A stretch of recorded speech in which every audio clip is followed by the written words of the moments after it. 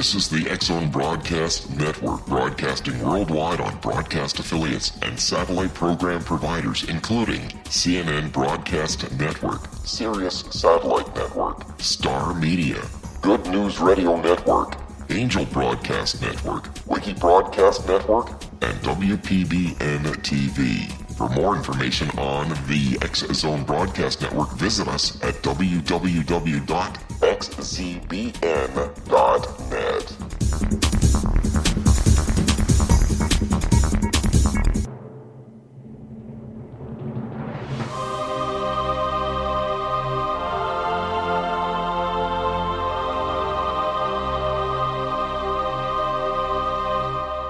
The Science of Magic with Gwilda Wiyaka is largely an opinion talk show. All opinions, comments, or statements of fact expressed by Gwilda Wiyaka's guests are strictly their own and are not to be construed as those of the Science of Magic or endorsed in any manner by Gwilda Wiyaka, Relmar McConnell Media Company, its affiliated networks, stations, or employees.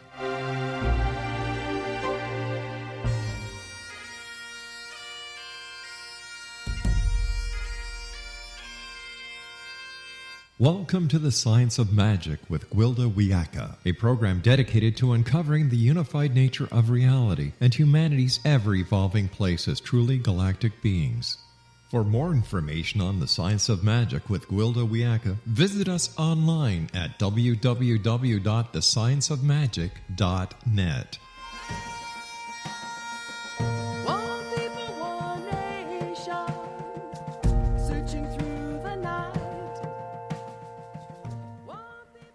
Hello once again, my friends, and welcome to the Science of Magic, a program combining the science and magic of today's leading topics to co-create new solutions and promote evolutionary thinking. I'm your host, Gwilda Wiyaka. This hour, we'll be exploring wisdom from the other side. According to many of my shamanic teachers, there are 5 major contributors to the opening of shamanic gifts: genetic predisposition, traumatic childhood or major trauma as an adult, head injury, initiatory illness, or a near-death experience. Any one of these contributing factors can open a person to the other levels of reality. Many traditions have brutal initiatory practices imposed upon aspiring shaman. These initiations provide the trauma needed to shatter the initiate's prior reality, enabling them to access more expansive levels of truth. This shattering is necessary to facilitate entrance into the other realms, where esoteric information and wisdom can be accessed. But you don't have to be a shaman in training to experience this shattering and the resulting esoteric input. Anyone undergoing one of the 5 contributors might suddenly gain access to spiritual wisdom. Without shamanic training and guidance, these individuals are often left floundering between worlds, unable to gather and accurately decipher the wisdom they receive from the other side. The resulting gift is often seen as an impairment, and the gifted one invalidated by mainstream thought. What's it like to have your life abruptly shattered and your perception expanded? In the absence of shamanic training, how can a person incorporate the new information and perspectives into their daily lives?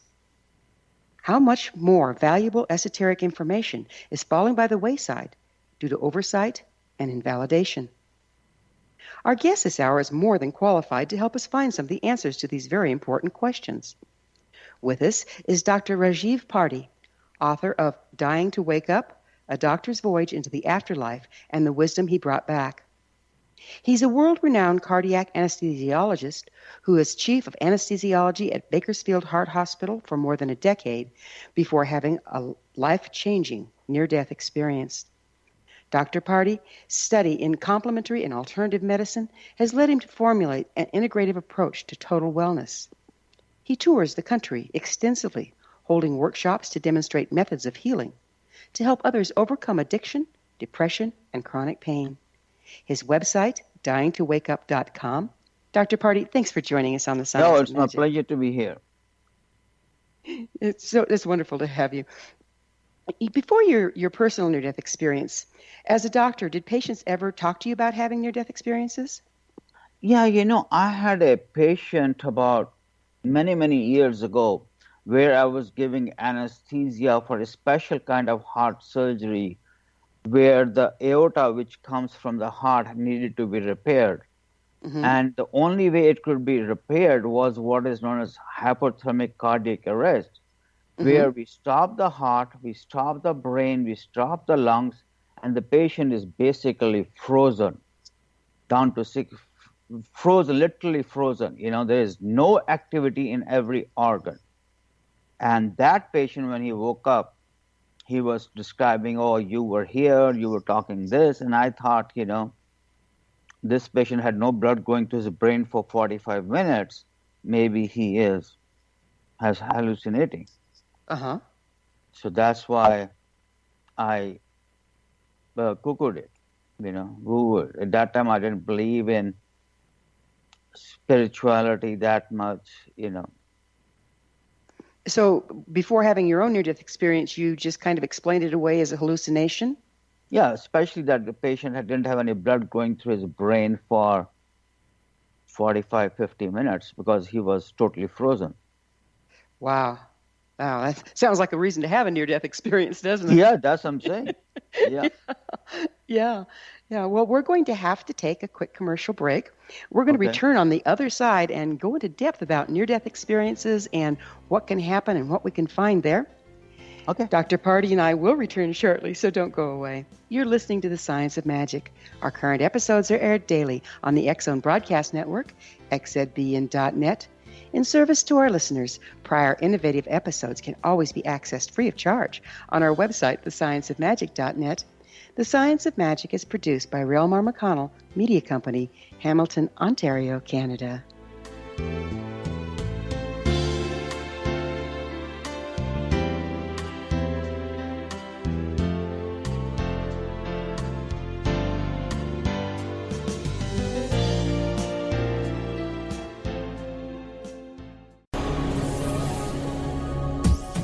This is the X-Zone Broadcast Network, broadcasting worldwide on broadcast affiliates and satellite program providers, including CNN Broadcast Network, Sirius Satellite Network, Star Media, Good News Radio Network, Angel Broadcast Network, Wiki Broadcast Network, and WPBN TV. For more information on the X-Zone Broadcast Network, visit us at www.xzbn.net.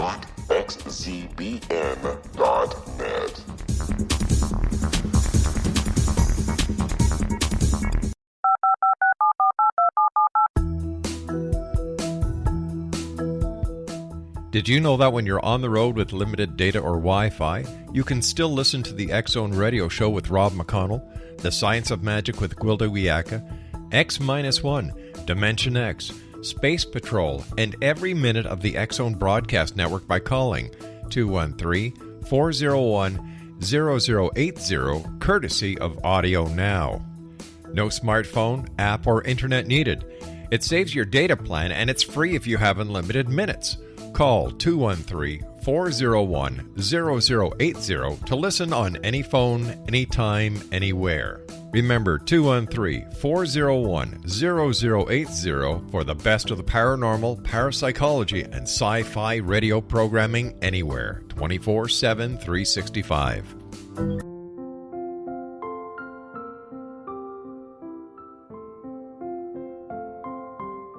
I am Dr. Carl O'Helvey, founder, president of a new cancer foundation focusing on evidence-based physical, mental, and spiritual interventions, including natural cancer cures, prayer, meditation, affirmations, nutrition, and other related holistic cancer prevention and cure modalities. These are used in cancer education, research, and financing care. I ask for your help to continue this important work by donating at www.holisticcancerfoundation.com.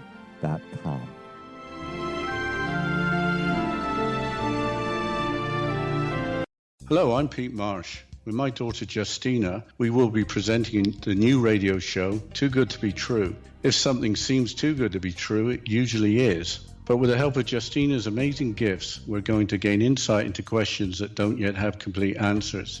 Have you wondered who built Stonehenge and for what reason? Why are crop circles found in the same region as Stonehenge and elsewhere?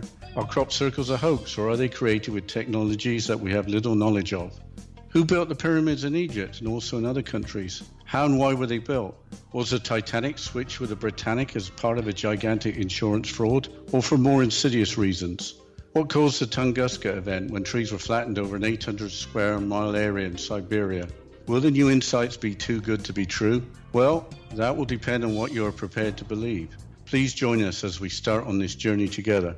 For more information on Too Good to Be True, visit www.xzbn.net. Little children aren't the only ones afraid of the dark. Millions of soldiers return from war zones with PTSD, anger, frustration, fear, and loneliness, much of which surfaces during the darkness of the night. You have the chance to change the lives of these American heroes. Songs and Stories for Soldiers.us provides free MP3 players for these men and women. With a list of 3 million songs in 16 different styles, 100,000 audiobooks, and 30,000 old-time radio programs, every veteran can find something to soothe and comfort them at no cost. All our players contain an 8-hour audio program designed to help veterans fall asleep. With 1,500 plus vets now participating, it's our goal to deliver 10,000 audio players this year. Go to our website at songsandstoriesforsoldiers.us. Help us help a veteran make it through the night.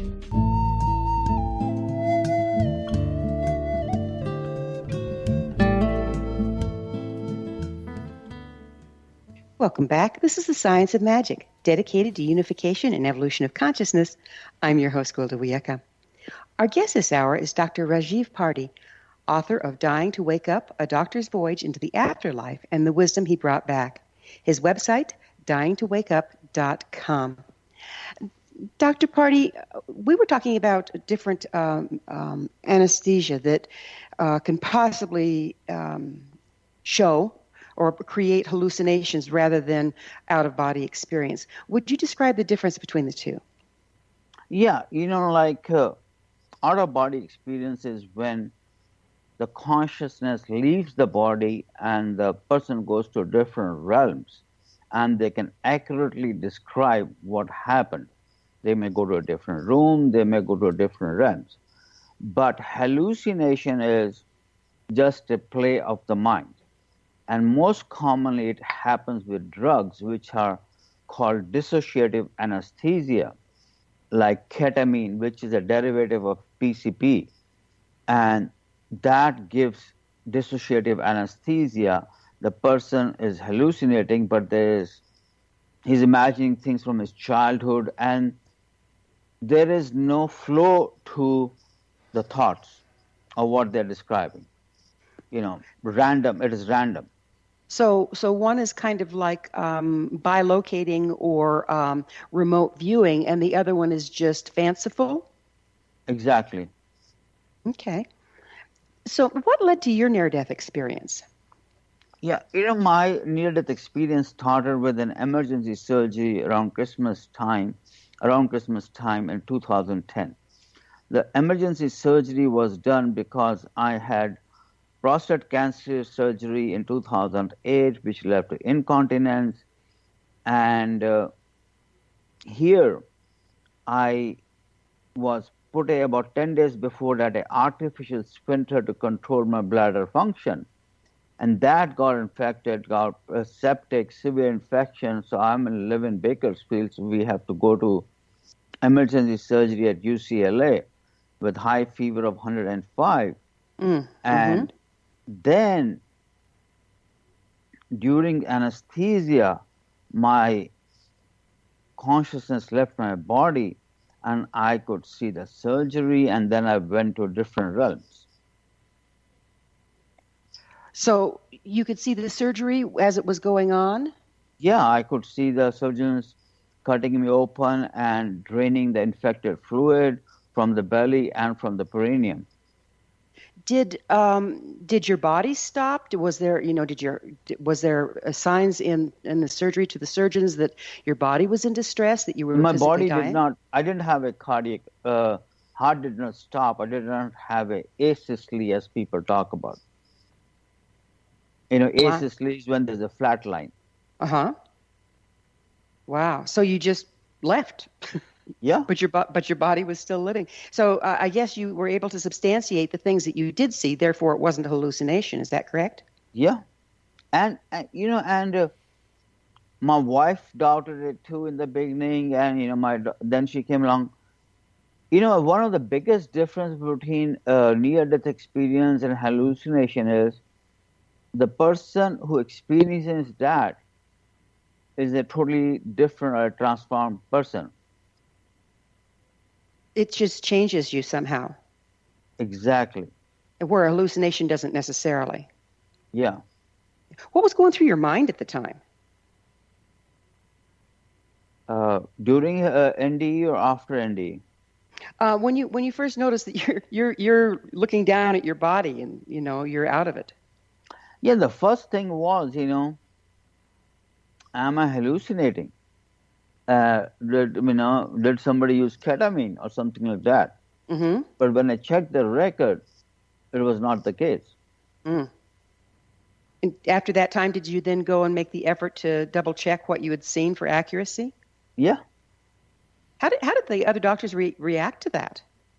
Like some of the reaction, like when the anesthesiologist came to see me in the operating room, his attitude, oh, maybe I didn't give you enough anesthesia, but my question was, if it was not enough anesthesia, I should have been hurting.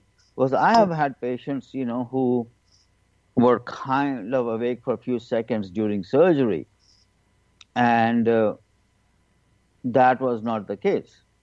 Right. So that was, because technically speaking, auditory sensation is the last to go and the first to come back. Oh, so what you hear is the last thing. Yeah. Okay. But you were seeing things. Yeah. My whole senses were intact. I could even smell the infected fluid. Wow. And it's Wow. strange, as a doctor, you can't imagine how is that possible. You mentioned being at the brink of hell during your near-death experience. What do you mean by hell? Hell was a place where I could hear lot of wailing, crying, torture, and I didn't want to be there, so I started praying for help and repenting things I've done wrong. For example, I was not very, very kind to my patients. I was technically very good. That's why I became chief of anesthesia. But that was not I didn't have connection to my patients. Okay, so you felt like you weren't real open-hearted? No, I wasn't. I wasn't. Like talking to patients. I still remember I had a pain management practice too, Mm-hmm. and there I would be busy writing a prescription to the patient rather than sitting down and putting a hand on their chest or listening to them. But I was more mechanical. Right. How did you get out of hell? Yeah, that's what I'm saying. People ask me that question. And to pray to God or ask for help and be repentant that if I survive or if I get out of hell, then I will lead a different life. Mm. So when first you were in the operating room observing what was going on, what was the transition like from that awareness to one of being in hell? The transition was more like like in the Star Wars movies, they talk about "Beam me, Scotty." You're here, you're there. That was it. So it was almost instantaneous. Yeah. I understand you met angels during your near-death experience that still appear to you. Would you tell us a little bit about that? Yeah, after my father showed up to rescue me from hell, and as I had a very difficult relationship with him. And but he was very kind, and I realized that he did love me, and he wanted the best for me. And from there, I actually experienced some of the past lives, which shaped my present life. But that was the tunnel part. When I went to the other side of the tunnel, I'm a Hindu by birth, but I was greeted by two divine beings, and they introduced me. They were my archangels. Really? Yeah. Well, you're Hindu, but you end up with archangels. How did you explain that one? I guess, there is only one spirit, one divine, one God. The God has not divided the territories of Allah has this, Jehovah has this, or a Hindu, Christian has this territory. If you look from the space, it is just one earth. Yeah, it just goes back to the unity, doesn't it? Yeah. Yeah. For me, they're all different paths to the same mountaintop. That's a beautiful way of putting it. What did the angels tell you? The angels were two angels that introduced. One was Michael, the angel of strength, and I was sick, and I'm a doctor, and angel was Angel Raphael, who is the angel for healers. And they said, that my life is going to be different now. Like my job or my life purpose is going to change. That everything will be okay, but yeah. So it was really life-changing for you. Or totally life-changing. Do those angels still show themselves to you and give you information? Yeah, they do, and they are very inspiring to me. And actually, nowadays, the angel who shows up more is Angel Gabriel. Okay. The one who is angel for communication and talking. And some people call him he, some call him she. I think they don't have any real sex. But I like to call her she. She is very generous. I get overwhelmed with speaking, books, communication, everything, because I'm speaking from my heart. And my message is very clean, forgive, love, and heal. Mm-hmm. Mm-hmm. So it sounds like before you had your near-death experience that you were pretty shut down in the heart in your work, and now that's changed? Yeah, I was shut down with my family and kids too. I was working so hard, like when my kids grew up, and then with my father, especially with my eldest son, I started showing up like my father. I was not physically abusive to him, but I was not kind either, as I was towards my younger son. Mm-hmm. Did that change after your near-death experience? Oh, yeah, I became a friend. He went to medical school, dropped out after 7 years, failing so many times, wasted few $100,000 in tuition fees. Normally, I would have been very, very angry. And then I realized that I kind of pushed him into medicine. Like my father said, you become an engineer or an architect or a doctor. So, I let him choose what he wanted to. And I was more like a friend to him.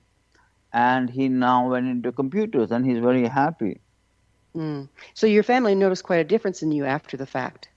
Oh, yeah. That's what my boys, to be honest, were skeptical.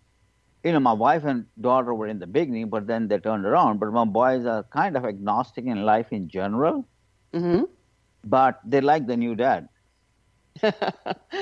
New improved dad, huh? Yeah, version 2.0. Version 2.0. I love that. And how do you feel about it? Do you feel more comfortable being who you are now than who you were? Oh, yeah.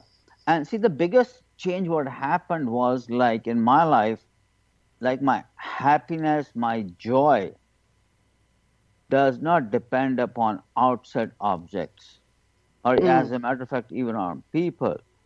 My joy, my happiness comes from within. Like I was trying to get it from outside. I bought made a $10,000, $3 million house. It's time for another short pause.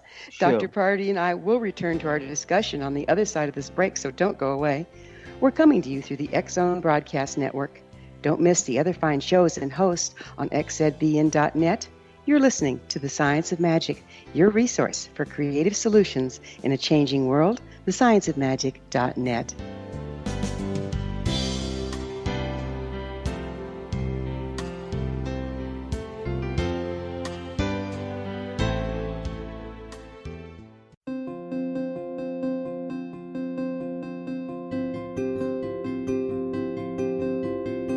Dreams are our personal gateways into infinite wisdom. Don't miss shamanic counselor and indigenously trained dream decoder Sandra Corcoran's inspiring book, Shamanic Awakening Between the Dark and the Daylight. This remarkable work chronicles Sandra's 35 years of experience with diverse wisdom keepers and her initiations throughout the Americas and across the British Isles, Turkey, Greece, and Egypt. Sandy's knowledge of symbology, psychology, and myth influence her dream blog and workshops. Sandy offers private tarot readings, international journeys, a meditative CD, as well as her book, Shamanic Awakening, to encourage you as you navigate this earth walk, creating a deeper connection to yourself and all that is. Find this and more at Sandy's website, starwalkervisions.com.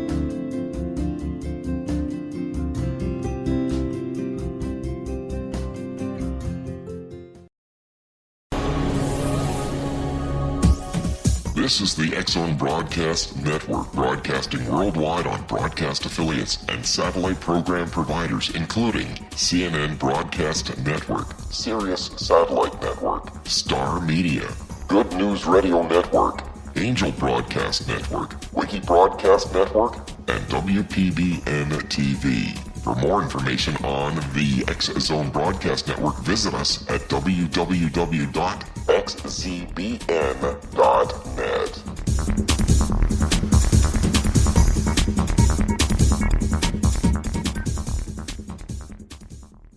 How would you like to be able to read other people's minds? Well, the next best thing is here. When you know how to read a person's name, you know how the person thinks, feels, and behaves.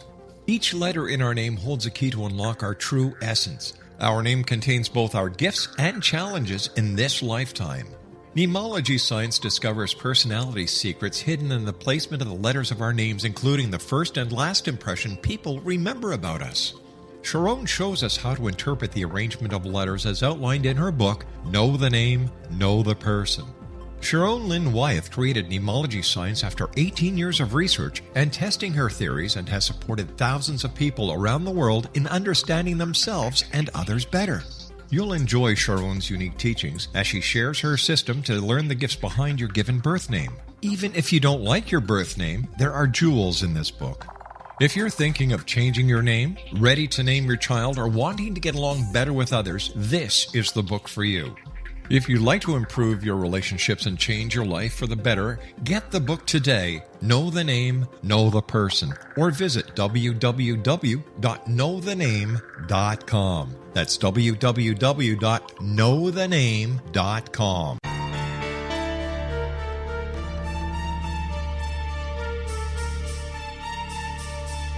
Hello, I'm Justina Marsh, and with my dad Pete, we are going to present a new show called Too Good to Be True. Together, we are aiming to discover more truths about this world and beyond. Do you have unanswered questions about the world? Do you ever wonder about aliens, conspiracy theories, or the universe? There are many shows discussing subjects such as pyramids or UFOs, but we want to relay this information based on our own research, including from spiritual means. Hopefully, listeners will be helped with their own beliefs and will appreciate the psychic insights that add to the previous research and information. We both look forward to sharing this insight and beginning this journey with our listeners. Visit xzbn.net for more information about when to listen.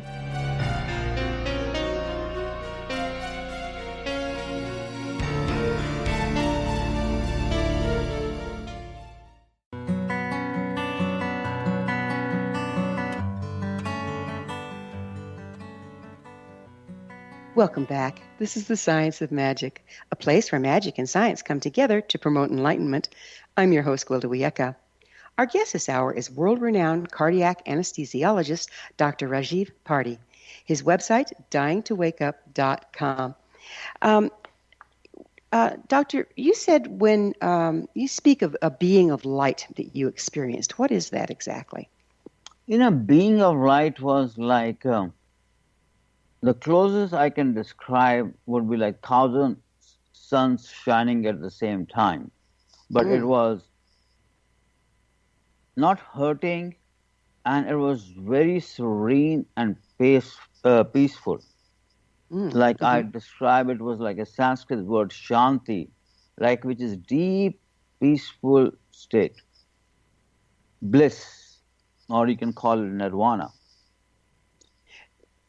When in your near-death experience did that show up? So was that after you had gotten out of the hell-like experience? After hell-like experience, I went through the tunnel, and where I met my father, and I experienced my few past lives, especially the two past lives were one where I was a mean, cruel prince in medieval times, and I was whipping poor farmers with my right-hand whip. And I used to have chronic pain in my right wrist prior to experiencing those farmers, and I asked forgiveness from them, and my wrist pain went away. Actually, I had three surgeries on my wrist, and that pain went away. I asked for forgiveness. So what I was discussing with Dr. Raymond Moody, the father of NDE. How is that possible that you can go back and ask forgiveness? And his was that there is really no time, and as we understand as a linear time, that there is what you call past, present, and future can exist at the same time. That is hard to wrap your head around, isn't it? But there's sure a lot of evidence of it anymore, isn't there? Yeah, people talk about parallel universes. Right. Yeah, and the linear mind has trouble with that one. Yeah. It sounds like the hell experience was almost like what some people call the bardo, or like when you see your life pass before your eyes when you're drowning, like you're climbing out of the lower frequency realms and moving through the places where your frequency was compromised through your own actions. Do you think that's what forgiveness has to do with, is correcting that frequency? Oh yeah, forgiveness is a very, very high vibration frequency.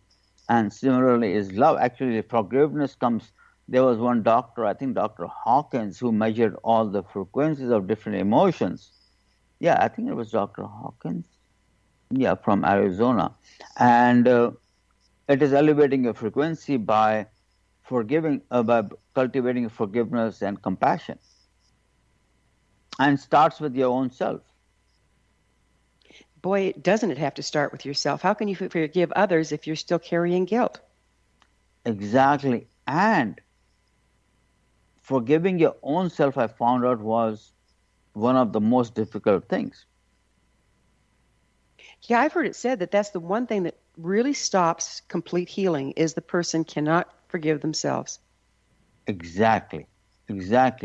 That was the hardest for me. Why was I not a better doctor connecting to my patients? Why didn't I treat my wife as equal partner? I was following the old Indian hierarchical model. The husband comes to the top, then wife, then children. Yeah, but then I started following vertical, horizontal model, and that changed everything. Change seems to be the theme here. You went onto the operating table, one person with one set of beliefs. And when you returned, was the change instantaneous, or did you have to work with it for a while? Part of it was instantaneous, and part of it revealed itself. It was, I would say. To answer your question perfectly, it was both. Yeah. It would make sense. I mean, did you doubt yourself for a while? Did you wonder if this was just a hallucination? I didn't doubt it. It was very real for me. And as the things went along, the change in me, the evidence started showing up. I didn't care for the outside. As I said, the happiness is an inside job. I didn't care for, I used to have a Hummer. I used to have a sports Mercedes, then a sports BMW. I used to change car every 3 years, but now I have a Camry hybrid, which is 5 or 6 years old. And my life literally and figuratively went from Hummer to hybrid. Would you mind describing what was it like then? How did you get back to your body? How did you find your way in? I've woke up with a jolt in my body, like if somebody is shocked, they show in the movies. And that's what I remember, waking up in the recovery room with a jolt. And the first person I saw was the recovery room nurse hooking me up to the different monitors. Right. And so was that a normal time to wake up as far as your experience as a doctor goes? Or were you premature coming out of the anesthetic? No, that's a normal time. Mm-hmm. Some patients, depending on the anesthesiologist, sometimes you wake them up totally in the operating room, and sometimes you take them almost half asleep to operate in a recovery room. So all told, how long were you gone? It's very hard to say, but looking at the clock, I think about 20 minutes, I think. And how long did it feel like? How much time did it feel like? Oh, passed? It felt like, sometimes it felt like I was tense, because you lose the linear time. So that's why it is kind of difficult to exactly say, but I think I was there for like eternity. Mm-hmm. That was my home. There we go to the there is no time factor again, right? Yeah. Yeah. Would you explain the spiritual life revealed to you during your near-death experience? The spiritual life were revealed to me what I came to call this eternal truths. Like the eternal truths was that we all have past lives, and we probably will have future lives. That there are higher beings, guides, angels, saints who are willing to help us, but we have to ask for help. They don't become the object of prayer. The prayer is only for the divine or God or whichever way you call it. And then that the true nature of reality is love itself. Mm. Mm. And we all are connected to each other. We all are connected to each other. Did you share your experience with anybody outside of your family and the doctors? How long did it take you to, I know now you're sharing it openly, how long did it take you to feel comfortable sharing it? Then I gave up anesthesiology, so I had to share some relationship, and that my passion is to share the truths I learned. And I had done it for 30 years, but their attitude was, kind of, he has gone cuckoo or what. Yeah, exactly. This guy's in need of some meds, right? Yeah, like me, as I was telling you about the patient who had describing after a special surgery of who was frozen to, so we can operate. And you can only freeze somebody for 45 minutes to an hour before they have brain damage. Mm-hmm. And I gave him actually Haldol, antipsychotic medicine. Wow. Looking back on that, you wonder, huh? Yeah. Yeah. Yeah. And, this is a question that comes to me when I work with people that have, these out-of-body and near-death experiences. Isn't it difficult with our societal reality totally rejecting the possibility? How does a person integrate the experience, and what are the difficulties they face when that happens? Oh, that's why the biggest challenge people face is in their own, first of all, their own relationships, because the divorce rate is almost double the normal in people who have had near-death experience. Like Dr. Eben Alexander, who wrote the book, that was John Gray, who wrote the book Proof of Heaven. Mm-hmm. He ended up with divorce, and so many other people I've learned who went with divorce. Because the person who was their spouse could not adjust to the new person. Yeah, it's like a totally new person. There's some concept called walk-ins, a spirit that walks in. Is it that extreme? Yeah, I've heard about too, but that was not in my case. Like when one body leaves, another soul comes in, or you are there and the other body, other soul walks in and takes over your body.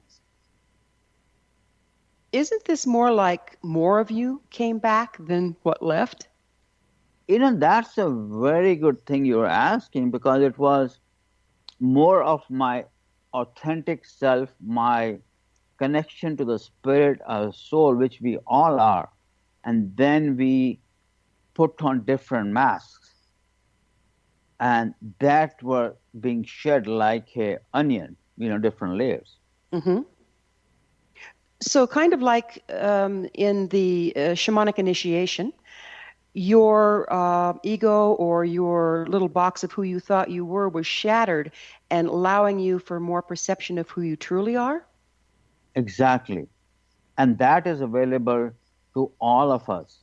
And the 3 vehicles I recommend to feel your authentic self or connecting to your soul, so you can be, is prayer, meditation, and service. Service is very important. Prayer is still for your own self, but meditation, prayer and meditation are for yourself, but service to others is what really gives meaning to your life and connects you. Many of my shamanic teachers taught that it was very important to what they call balance your shield. And that's balancing unconditional love of self with unconditional love of other. If you can't forgive yourself, you can't find unconditional love of self. Exactly. And if you can't connect your heart, you can't find unconditional love of other. It sounds like this experience shattered all of that binding and you were able to do both. Yeah. Mm-hmm. So can a person obtain this spiritual life you describe without having to die or nearly dying? Exactly. That's what one of my messages is, that you don't have to die to realize these truths. They're available to you right now. And it's through those 3 steps? Yeah, prayer is very useful, and then, asking for, and then meditation, like the way I describe it, prayer is when you talk to God or universe or your higher self, and that meditation is when God talks to you. Okay, nice. Well, it's time to take another little break here. Dr. Parti and I will be back shortly, so don't leave us now. This is the Science of Magic, your resource to altruistic professionals of science and the esoteric, working to create common ground for the betterment of our world. Join our email family to receive our amazing topic-driven episode collections at thescienceofmagic.net. And if you have something to share, please email me at info@thescienceofmagic.net. Love to get your messages.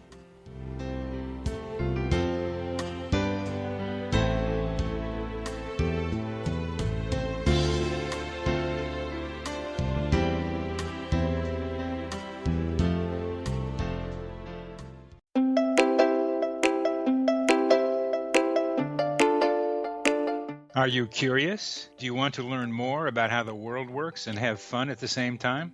Study coincidences with me, Dr. Bernie Beitman, MD, on my Connecting with Coincidence radio show here on the XZBN network. Listen to Jungians theorize, statisticians randomize, true believers evangelize, while I categorize. I dance to the rhythm of coincidences. People who experience me see more of them. Maybe something on the show matches a thought in your mind. Let us know. Expand your mind to the weirdness happening around you. Synchronicity spoken here, there, and everywhere. For more information, put Connecting with Coincidence in your search engine and find my website, my social media sites, and my blog.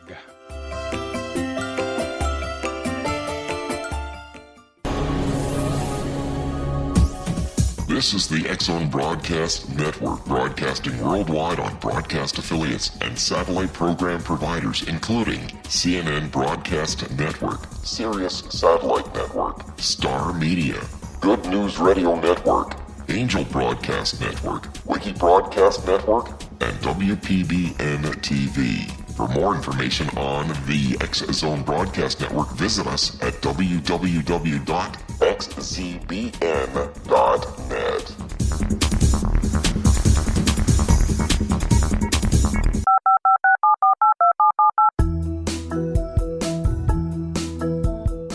Did you know that when you're on the road with limited data or Wi-Fi, you can still listen to the X-Zone Radio Show with Rob McConnell, The Science of Magic with Gwilda Wiyaka, X-1, Dimension X, Space Patrol, and every minute of the X-Zone Broadcast Network by calling 213-401-0080, courtesy of Audio Now.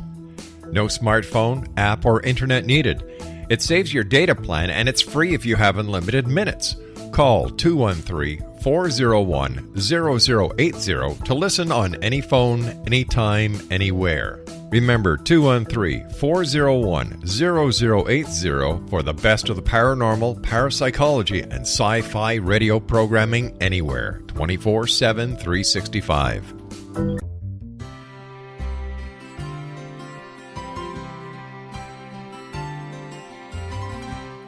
True healing must address 4 levels: physical, emotional, mental, and spiritual, for us to live joyful and productive lives. We tend to treat 3 of the 4, leaving the spiritual languishing.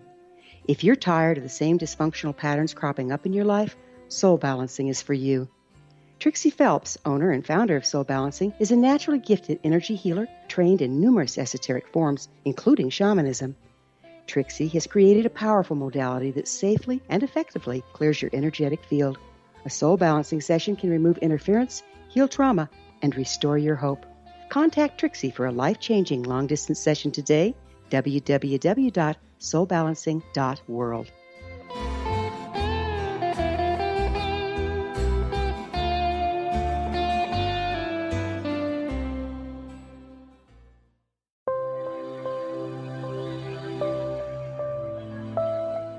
There's a legend shared by many indigenous cultures of a time when the nations were cast to the 4 corners of the world. Each nation was given a body of sacred knowledge that held a different portion of the truth to preserve. True reality could not be known until all the nations reunited, combining the information.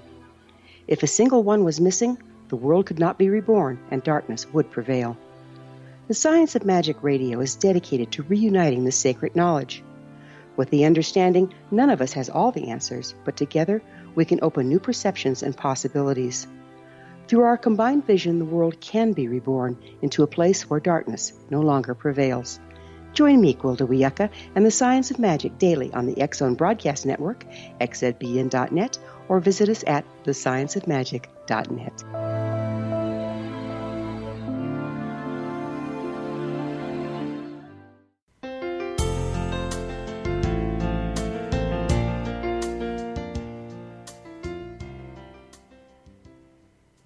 Welcome back. This is the Science of Magic, bringing together gifted people of service to the world. I'm your host, Gwilda Wiyaka. What's up in your world? Email me at info@thescienceofmagic.net and suggest a topic that's on your mind. You're probably not the only one interested. Our guest this hour is Dr. Rajiv Parti, author of Dying to Wake Up, A Doctor's Voyage into the Afterlife and the Wisdom He Brought Back. His website, dyingtowakeup.com. Doctor, we have alluded to it a little bit. Yeah.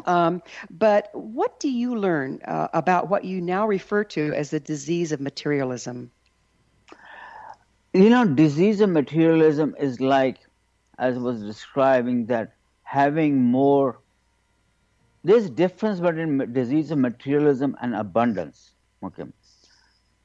Money is not bad because it's the energy. If you don't have the money, you can't give to a charitable cause. It's like shelter for disprivileged kids or women abused. But materialism is a selfish pursuit of money. Like it's all for me to get ahead, and no matter if I have to step on other toes. Like I built a big house because I wanted to have the biggest house among Indian doctors. and driving fancy cars because my friend was driving fancy cars. Like when you care for the outside world more than you care for your spiritual world. And some people believe they're no better than the cars they drive. Yeah. You want to show off. When you give up, the disease of materialism is when you give up. You know what they say in America? Because the Jones have it, you want to. Yeah. Yes. Keeping up with the Joneses. Keeping up with the Joneses. Yeah. Now I drive a Camry, like my friends say, what happened to him? Why is he driving a Camry? Because some of our housekeepers have Camrys. I don't give it. I don't care. That it seems like our media and television and advertising and marketing has kind of helped create this sad state of affairs where we totally identify with our possessions. Do you agree with that? And how can we get beyond it? Yeah, very. Like if you look at car advertisements, most of the time they're showing skimpily dressed, beautiful women with a very nice figure, and that's to talk to your primal or lower brain, the emotional part, amygdala. But then there is another brain, which is I call Buddha brain, or technically called prefrontal cortex, which can exert control over your deep primal brain emotions. So if you cultivate that part with prayer, meditation, and service, then you can get over the primal brain or, the sexual. They all are very ads are kind of stimulating your primal, not exactly sexual, but primal attraction. You were directed to return to your physical life. In other words, they kicked you back out, right? Yeah. But what I'm curious about, it says you were supposed to come back and teach consciousness-based healing. What was that? And what is that? Basically it's based on, it's based on actually what Einstein said. I found it like a solution to a problem cannot be found at the level of the consciousness where it was created. So for addictions, for depression, and for healing from, like somebody has a cancer, consciousness-based medicine is not going to heal the cancer magically. It's not going to be a cure as such, but it will heal the spiritual body where the patient is more comfortable with that, and may they even find a calling and a higher purpose in that. How has it changed your personal life working from this angle? Oh, it has changed a lot.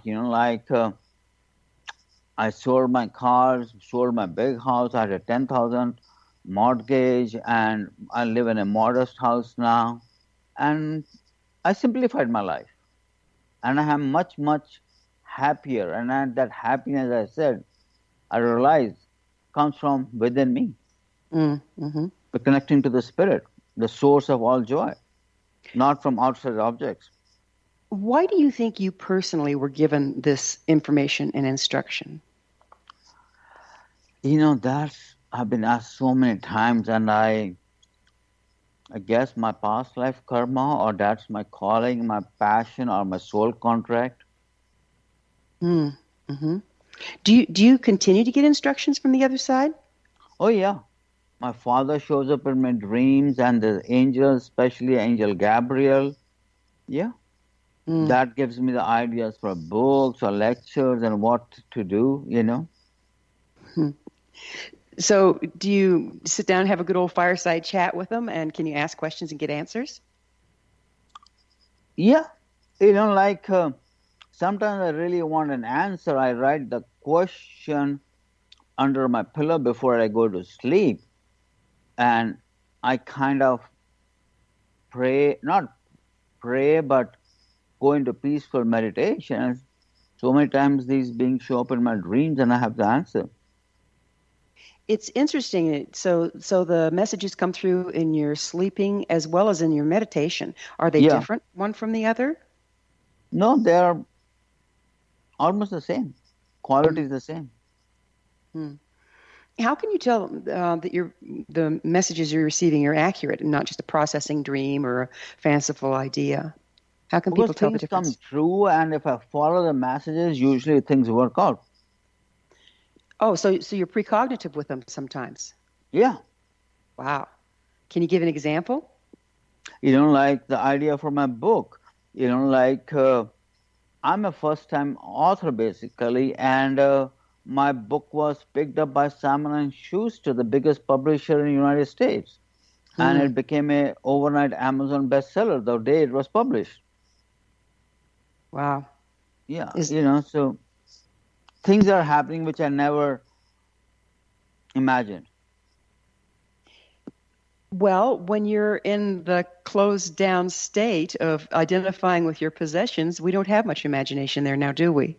No, because as I used to talk to my friends, do I own the house or the house owns me? Yeah. What motivations drove your life before the near-death experience? What are the major ones that changed?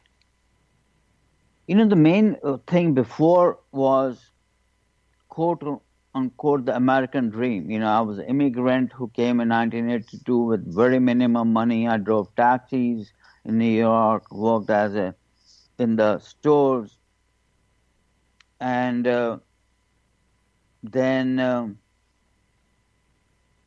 from there, my American dream became a runaway American dream. As in? Like cars, possessions, competing with the Jones, and it was never an end. I built up, I think, about 3-4 houses, one bigger than the other. How much do you think you're not being born in this country and having the experience of being an immigrant and then being a rich doctor, if you will? How do you think that being able to experience both helped you to integrate your near-death experience and the life changes? Actually, it turned out to be positive in the sense that it, as you said, balanced the shield between going to one extreme of materialism and other side is giving up everything and going to the mountains. Because I have still 3 kids in college. I have a mortgage to pay. I have bills to pay. So one doesn't, like what Buddha describes is a middle path.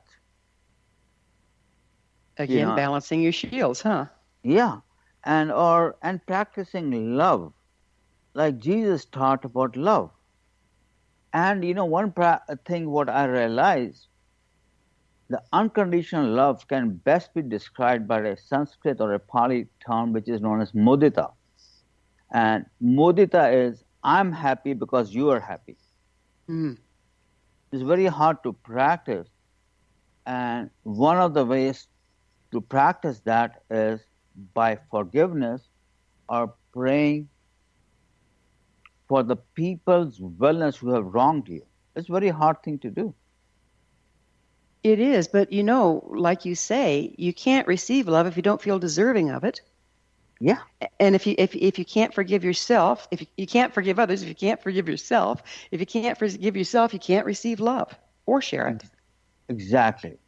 Yeah. If you have to become the love itself. If you don't have that, how can you give it to others? Yeah. You can't give what you don't access, right? Exactly. We have a little less than a minute here. What's the single most important thing your near-death experience taught you? The mantra, forgive, love, and heal. Beautiful. And what would be the first step you'd suggest others to take in order to access the spiritual information that you have been enriched with? Start praying, whichever religious faith you are from. Then start meditating. Meditations are of different kind. Mantra meditations, like I even had for my Christian friend, I made him a Sanskrit version of Jesus, like Om Jesus Namah, which means Om is the universal sound, Jesus is Jesus, and Nama means I bow down to Jesus. Unfortunately, we're out of time. Dr. Parti, thanks so much for coming on the show. Thank you. It was my pleasure. Our guest this hour has been world-renowned cardiac anesthesiologist and author of Dying to Wake Up, A Doctor's Voyage into the Afterlife and Wisdom He Brought Back, Dr. Rajiv Parti. His website, dyingtowakeup.com. This has been The Science of Magic. Join our email family to be the first to receive our thought-provoking, topic-driven episode collections at thescienceofmagic.net. Until next time, dear ones, may you be blessed with knowledge and comforted with love as you access wisdom from the other side. One people, one nation.